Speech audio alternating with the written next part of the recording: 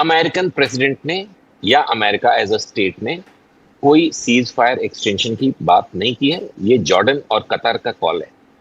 Jordan और Iraq पे जो पिछले 3 दिन पहले हमले हुए हैं, उस पे जॉर्डन और कतर ने जॉइंटली अप्रोच किया है ईरान को for a ceasefire. Okay. एक तो there was no request from America और Pentagon for the ceasefire. Ceasefire holds good, जैसा कि मैंने शुरू में बोला। दूसरा कि चाइना एंड रशिया एक एक मुद्दे को लेकर डायरेक्ट इस जंग में नहीं आएंगे। चाइना को अमेरिकन प्रेसिडेंट ने बीजिंग में 1-to-1 जी को बताया है कि we will continue to support one China policy.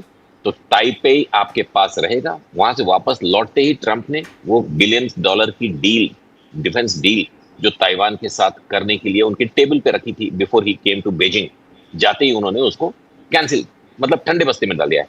He reported while on air force 1, जब वो बीजिंग से वापस फ्लाई कर रहे थे, रिपोर्टर ने पूछा कि उस डिफेंस डील विद ताइवान का क्या हुआ। उन्होंने बोला, I have not taken a decision.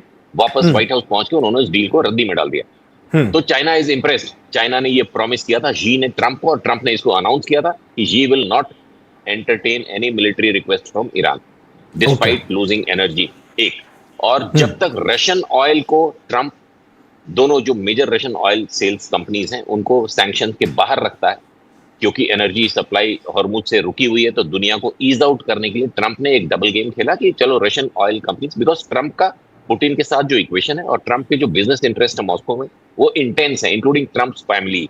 तो उसने उन दोनों मेजर ऑयल सैंक्शंस को, जो कि पहले लगाए गए थे, अभी रिलीज किया हुआ है। और उससे रशिया ठीक ठाक रिकवर किया अपने यूक्रेन के लॉसेस को मॉनेटरी फॉर्म्स में। अनफॉर्चुनेटली पिछले 25-30 दिनों में यूक्रेन ने कुछ ईयू से और कुछ चाइना से लेके लॉन्ग रेंज ड्रोन से रशियन ऑयल रिफाइनरीज, जो कि 40 से 50 है रशिया के अंदर, उसमें से 25 के आसपास आकर चाइनीज ईरानियन ड्रोन्स ने तहस नहस कर दिए हैं। स्टेट यहां तक पहुंच गई है कि रशिया क्रूड तो बेच रहा है, बट रिफाइंड ऑयल जो कि उसको अपने मिलिट्री के लिए चाहिए to continue fighting in Ukraine, वो इंडिया से वापस जा रहा है। इंडिया क्रूड ले रहा है, रिफाइन कर रहा है इंडियन रिफाइनरीज में, और रशिया को वापस बेच रहा है। सिमिलरली यूएसए के थ्रू हम वेनेजुएला के जो ऑयल ले रहे हैं पिछले कुछ एक महीने से, उसका कुछ पोर्शन रशिया को हम रिफाइन करके दे रहे हैं। तो रशिया का जो ऑयल और इकोनॉमिक रिकवरी है बिकॉज ऑफ द वॉर, इसलिए वो डायरेक्टली यूएस को इस वॉर में ईरान को हेल्प नहीं करेंगे। हाँ, उन्होंने 4-5 दिन पहले जो अपना डूम्स एयरक्राफ्ट भेजा था, उसके बाद आपने देखा होगा कि बड़ी प्रिसाइज स्ट्राइक्स हो रही हैं कुछ जगहों पे गल्फ में ईरान के द्वारा, क्योंकि वो कमांड एंड कंट्रोल सिस्टम जो TU-214 का है, वो एक्सट्रीमली इंटेलिजेंट है, सैटेलाइट कम्युनिकेशन पे चलता है, और उसने वो मुद्दा सॉल्व कर दिया था IRGC का, जो 28 फरवरी के बाद से उस दिन तक इनका मेन चैलेंज था कि IRGC की सीनियर लीडरशिप जो ऑपरेशंस कंट्रोल करती है, वो आपस में बात नहीं कर पा रहे थे, क्योंकि जब तक वॉर चल रही थी सीज फायर से पहले, तब तक वो फिर भी एम्बुलेंस में इधर उधर जाके फिजिकली मिल लेते थे। जब वॉर रुक गई तो एम्बुलेंस का मूवमेंट कम हो गया था तेहरान और उसके सराउंडिंग एरियाज में। तो IRGC की वॉर इन्वॉल्विंग जो सीनियर लीडरशिप बची थी वाहिदी के अंडर में, ना ये फोन कॉल्स, ना जूम कॉल्स, ना सैटेलाइट कम्युनिकेशन, बिकॉज इनको अपने लोकेशन आइडेंटिफिकेशन का खतरा था कि ये मार दिए जाएंगे। इस प्रॉब्लम को TU-214 ने कुछ घंटे तेहरान में रहते समय इनको एक्सेस दिया है कि आपको जो रीग्रुपिंग करनी है कर लो, और उसके बाद से जो अटैक्स हो रहे हैं गल्फ कंट्रीज में, उनका पूरा पैटर्न चेंज हो गया है। आकाश, मैं और बोल सकता हूँ? जी जी प्लीज कंटिन्यू। जी, उसके बाद वो एयरक्राफ्ट वहां से बीजिंग गया। वो एयरक्राफ्ट बीजिंग के लिए फ्लाइट प्लान नहीं करा हुआ था, तो तेहरान से किसी इंसान को लेके बीजिंग गया, या कुछ 400 का कोई आइटम उठा के बीजिंग लेकर चला गया अचानक, या कुछ और, वी डोंट नो। तो ये एक टैक्टिकल मेजर मूव जो सरप्राइज की तरह अमेरिका और इजराइल को आया है। This needs to be read a little मोर।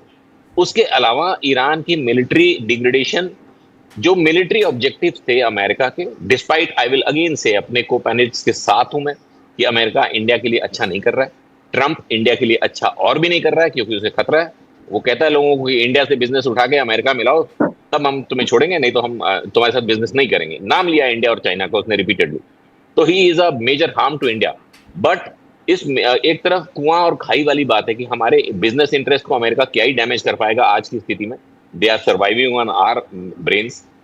लेकिन इसके दूसरे साइड, फ्लिप साइड में आकर, उन्होंने जो कुछ भी किया हुआ है ईरान में जाके, to crush the philosophy, the ideology of Khomeini, to globalize intifada, जिससे हर मेजर नेशन को जहां ये कैंसर फैल रहा है अलर्ट हो जाना चाहिए था, अमेरिकन प्रेसिडेंट्स इंक्लूडेड। वो जानते थे 20-25 सालों से ये हो रहा है, लेकिन सिर्फ पेपर टाइगर्स थे, सीआईए कॉम्प्रोमाइज थी, अमेरिकन मीडिया हेविली कॉम्प्रोमाइज्ड है towards left, except people it as idiotic as George सोरोस्की, जो कि दोनों तरफ का गेम खेलते हैं। बट अदरवाइज इस आइडियोलॉजी पे हिट करना was a good call, I would say. बहाने में इन्होंने रखा कि ईरान को न्यूक्लियर पावर नहीं बनने देंगे। ईरान कभी भी न्यूक्लियर पावर नहीं बन रहा था। 60% एनरिचमेंट के बाद भी they did not have the know how. इसीलिए ये जो नया डील हो रहा है, इसमें एक इंटेलिजेंटली एक वर्ड इंसर्ट किया गया आकर्ष, प्रोक्योरमेंट।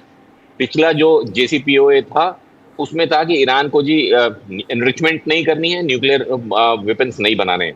अब उनको ये अकल आई कि अगर ये न्यूक्लियर वेपन नहीं भी बनाएंगे तो इनका जो ग्लोबल अम्ब्रेला है रेडिकल लेफ्ट का, उसमें अगर ईरान की इजराइल से या ईरान की किसी तीसरे देश से युद्ध होगी तो जी वो मिसाइल रेडी रखेंगे। मिसाइल का जो वॉरहेड है 25 किलो का, 50 किलो का, 100 किलो का एक छोटा न्यूक्लियर बॉम्ब पाकिस्तान से लैंडलाइन कनेक्टेड है उनके, लैंड टू लैंड, वहां से लाके उस पर फिक्स कर देंगे। तो ये प्रोक्योरमेंट ऑफ न्यूक्लियर वेपन को इस नए डील में डाला जा रहा है कि आप ना बनाएंगे, ना एनरिच करेंगे, ना किसी और से लेंगे। ये मेजर है। इसी वजह से ईरान एक्सेप्ट नहीं कर रहा था अपनी मिसाइल प्रोग्राम को रोकने के लिए। अरे मिसाइल लेके क्या करोगे अगर उसके ऊपर रखने वाला बॉम्ब जो वॉरहेड बोलते हैं वही नहीं होगा तुम्हारे पास? तो क्या करोगे? अमेरिका में जाके एक 100 किलो का बॉम्ब फोड़ दोगे कहीं पे? नहीं, वो न्यूक्लियर केपेबल मिसाइल्स को बनाना चाहते थे और ये न्यूक्लियर बॉम्ब उनसे नहीं बनता, क्योंकि खमैनी साहब eventually, let me also praise him for this, उन्होंने बोला था ये हमारे इस्लाम में हराम है तो हम न्यूक्लियर बॉम्ब कभी नहीं बनाएंगे। लेकिन उसके अंदर में जो आईआरजीसी एंड वहीदी एंड ऑल लोग थे, ये कहीं ना कहीं एनरिचमेंट कर रहे थे फॉर अ फ्यूचर, कि अगर इजराइल से कुछ होगा तो हम चुपचाप कुछ कर लेंगे, जो कि खमैनी साहब को शायद नहीं पता था। इसीलिए he was very serious about it कि ईरान कभी भी न्यूक्लियर वेपन नहीं बनाएगा, और इसीलिए उन्होंने 2015-16 में वो डील कर ली थी, जिस डील को करने में 2 साल लगे थे आकर्ष। इस बार हम सोच रहे हैं कि 6 महीने 2 महीने में, मतलब 60 डेज में कोई डील कर लेंगे। वो होने नहीं वाला है, ये एक्सटेंड होता रहेगा। अगर आईआरजीसी को हम शांत करा पाए अपनी इन बेवकूफियों के प्रति जो वो कर रहे हैं, या तो मुसाद ने कॉम्प्रोमाइज कर रखा है उनको कि इनसे ओमान पे, इनसे कुवैत पे, इनसे सऊदीया पे, इराक पे और जॉर्डन पे हमले कराते रहो, ताकि ये सारी कंट्रीज इस्लाम ना खेलें, शिया सुन्नी बरकरार रहे अगेंस्ट अमेरिका। आई मीन ये चीजें थोड़ी सी सेंसिटिव और बहुत लॉन्ग ड्रॉन है। We can talk about it some other time. जी आकाश। जी सर। तेजावत सर, आपके इस पे कमेंट्स लूंगा, फिर अपने आखिरी प्रश्न की तरफ जाऊंगा। बिल्कुल, जो आशीष साहब ने जो कहा है वो एक विश्लेषण के तौर पर वाकई काबिले तारीफ है, पर उसमें कुछ चीजें जो हैं ये सच है कि खासकर जो ईरानियन एक्सट्रीमिस्ट हैं वो भारत के लिए खतरा है। अगर आप यूएन में ईरान का स्टैंड देखें तो वो हमेशा एंटी इंडिया रहा है जी, और इसीलिए भारत का जो सपोर्ट नहीं मिल पाया, तो इसका है कि ईरान को भारत की तरफ से कभी सपोर्ट नहीं मिला, क्योंकि भारत इस चीज को समझता है, हमारे डिप्लोमेट भी समझते हैं। पर अगर हम खतरे की बात करें कि हमारे लिए बड़ा खतरा क्या है, क्या अमेरिकन नियो इंपीरियलिज्म और नियो कॉलोनियलिज्म ज्यादा बड़ा खतरा है, या जो ईरानियन एक्सट्रीमिज्म जो कि आईएसआई के जरिए से लेकर ये तमाम जितने भी हैं, तो उनमें से कोई कम नहीं है। दोनों ही हमारे लिए खतरा है और उन सब चीजों से हमें बचाव करना है। पर इसके साथ साथ आप देखिए कि अगर हम डेवलपमेंट और ग्रोथ की बात करें तो चाबहार प्रोजेक्ट भी हमने यूएस प्रेशर में डाला। अब तो हम बात ही नहीं करते हैं, ना बजट में कोई एलोकेशन होता है इसके लिए। और अगर चाइना को हम काउंटर करना चाहते हैं तो हमें मिडल ईस्ट में ऐसे तमाम देशों की जरूरत पड़ेगी जो है, अगर मान लो इसके बाद में इस पूरे मिडल ईस्ट में कोई डेवलपमेंट प्रोग्राम्स चलते हैं और वो सारे के सारे अगर ठेके अगर चाइनीज कंपनियों को मिल जाए, तो मुझे लगता है कि भारत के लिए कोई बहुत अच्छी खबर नहीं होगी। चाबहार के जरिए हम सेंट्रल एशिया को हम कवर करने वाले थे। इतनी भयानक अनरेस्ट है इंडियन पॉपुलेशन में, जनता में असंतोष है। अगर हमारे लोगों को रोजगार नहीं मिलेगा और अगर हम दुनिया भर में फैलकर अगर हम नहीं कमा पाएंगे, तो भारत के अंदर एक बहुत ही अनरेस्ट वाली सिचुएशन होगी, जो हम देख भी रहे हैं। खाली भारत में ही नहीं, पूरे साउदर्न एशिया है। आप श्रीलंका देखिए, नेपाल देखिए, पाकिस्तान देखिए, हर जगह एक के बाद एक आंदोलन हो रहे हैं। भारत में भी हुए हैं, किसान आंदोलन से लेकर अभी भी तमाम चीजें। तो भारत के लिए डेवलपमेंट ही एक रास्ता हो सकता है इतनी बड़ी आबादी को एक तरीके से करने के लिए, और ये सब रास्ते जो हैं वो वहीं से जाते हैं। तो अगर हम करेंगे और अगर ये पूरा का पूरा, यहाँ तक कि जिन देशों ने हमें G20 में ये बोला था कि हम आपके लिए IMEC प्रोजेक्ट में हम आपकी मदद करेंगे, जो खासकर चीन का BRI प्रोजेक्ट है उसके बरक्स होगा। तो हमें समझना चाहिए कि होर्मुज़ को उन्होंने पूरी तरीके से एक तरीके से बंद ही करवा दिया है। उसके बाद में पूरा ही वो एरिया उन्होंने डिस्टर्ब कर रखा है, कहाँ से हम IMEC प्रोजेक्ट चलाएँगे, केवल कागज़ों में ही बन के रह जाएगा। तो हमें चीज़ों को समझना होगा कि ज़्यादा जो इमीडिएट खतरा है वो कौन-सा है और किन खतरों से हम निपट सकते हैं और किन से नहीं निपट सकते हैं। तो चीन और ऐसे देशों के लिए अगर हम रास्ता बना लें या कि हम अमेरिका की दोस्ती की एक बड़ी कीमत दे दें, तो मुझे लगता है कि लॉन्ग टर्म में ये ठीक नहीं होगा। पर हाँ, ये सच है कि एक जो हमारे खासकर हमारे जो डिप्लोमेट्स हैं, उनमें भी एक धड़ा है, जो साहे साहब की तरह सोचता है और बहुत कम संख्या में लोग हैं, जो मुझे लगता है कि दूसरी तरह से सोचते हैं। जी, आकर्ष साहब। जी, तो ये हम थोड़ा बात करें भारत के रिश्ते पे पहुंचे, क्योंकि हम सब इवेंचुअली तो हमारे देश की इकोनॉमी के लिए चिंतित हैं, हमारे देश के भविष्य के लिए चिंतित हैं। लेकिन सर, आप दोनों से आखिरी सवाल, अब ये जंग कहाँ जा रही है? ईरान कितने दिन और इस जंग को लड़ सकता है? कितने और प्रिसिजन टारगेट्स वो हिट कर सकता है? बतौर डिफेंस एक्सपर्ट, कितनी मिसाइल्स उनके पास बची होंगी? और अब यहाँ से ईरान के लिए इस जंग का रास्ता कैसे दिख रहा है? आगे वो किस प्रकार से मूव करेंगे? साहे साहब, आपसे शुरू करूंगा। जी आकर्ष, मैं फिर से 10 सेकंड और लूंगा अरविंद के लिए। अप्रिसिएशंस इतना डेप्थ में, in depth analysis like normal Indian channels पे आप जनरली नहीं पाते हैं कि हम IMEC के बारे में या BRI के बारे में बात करें। उसमें हल्का सा सप्लीमेंट करना चाहूंगा मैं कि ये दोनों ही प्रोजेक्ट्स जो इंडिया यूरोप कॉरिडोर हम बनाना चाह रहे थे, वो that was basically to neutralize Gwadar and this nonsense of Hormuz. तो हम डायरेक्टली इंडिया से गल्फ के थ्रू इजराइल होते हुए या 2 अल्टरनेट रास्तों से यूरोप पहुंचने के लिए कॉरिडोर बनाना चाहते थे, जो कि चल रही है बात। थोड़ा टाइम लगेगा, 5 से 7 साल लग सकते हैं।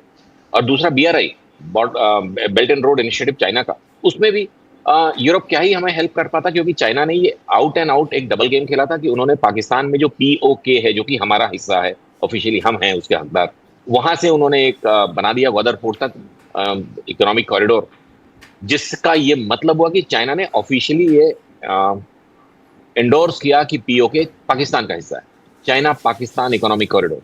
तो ये दिस वाज नॉट फेयर, और Indian government at that time should have objected कि आप एक यूनाइटेड नेशंस के हिसाब से भी POK डिस्प्यूटेड लैंड है। डिस्प्यूटेड लैंड में कोई थर्ड पार्टी आके one of the warring parties के साथ कोई इस तरह का प्रोजेक्ट नहीं कर सकती है।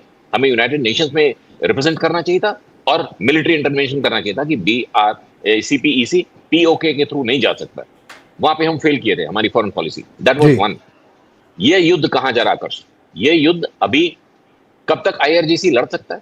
देखें, युद्ध में विनिंग एंड गेटिंग सक्सेस 2 अलग चीजें, जीतना और सफल होना। जीत आकर्ष, winning a war, victory is notional, कि जी उन्होंने हमारे 10 मारे, हमने भी 1 मार दिया, हम बहुत छोटे कंट्री है फिर भी हमने 1 मार दिया तो हम जीत गए। ये हमारी अंडरस्टैंडिंग हो सकती है। और 10 वाला कहेगा ये हमने तो 10 मारे तो हम जीत गए, तो ये नोशनल है। बट सफलता क्या है? सफलता है कि हमने जी 15,000 20,000 टारगेट मारे ईरान के अंदर, जिसमें से 200-300 की फोटोग्राफ्स आई हैं, बाकी की फोटोग्राफ IRGC ने बाहर नहीं आने दी। और रिस्पॉन्स में IRGC ने गल्फ में कितने मारे? 300 से 500 टारगेट्स मारे, 5,000 मिसाइलें लॉन्च की, लेकिन 300 से 500 ही टारगेट्स में हिट हुई, बाकी इंटरसेप्ट हो गए।